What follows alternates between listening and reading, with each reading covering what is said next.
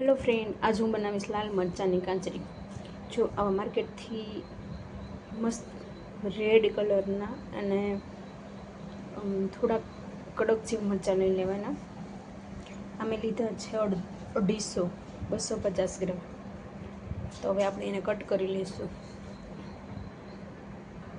મરચાંને આપણે કટ કરી લીધા છે।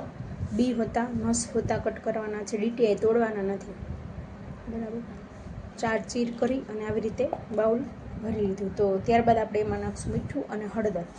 મીઠું થોડું ચડિયાતું નાખશું અને હળદર પણ નાખશું એટલે ટેસ્ટમાં સારું લાગે। હળદર એડ કરી દીધી છે જેથી કલર એ સારો જળવાઈ રહે અને મસ્ત રેડ મરચાં છે જે સુકાઈને બ્લેક ના થઈ જાય એના માટે હળદર એડ કરીએ છીએ આપણે। તો મીઠું ત્યારબાદ આપણે ચડિયાતું મીઠું પણ એડ કરી દીધું, જોઈ શકો છો। તો હવે એડ કરશું લીંબુ।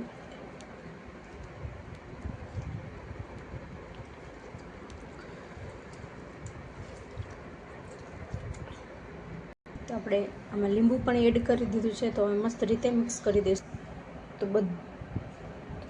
તો બધું મસ્ત રીતે મિક્સ થઈ ગયું છે, જોઈ શકો છો તમે કેટલા મસ્ત રેડ મરચાં છે।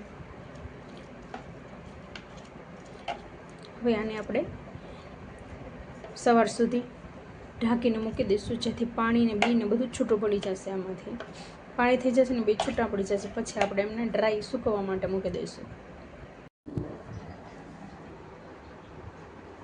देखिए तो हमारे ये मरचानी काचरी, रेड मरचानी काचरी तैयार થઈ ગઈ છે। સુકાઈ એકદમ ખપડી ગઈ છે।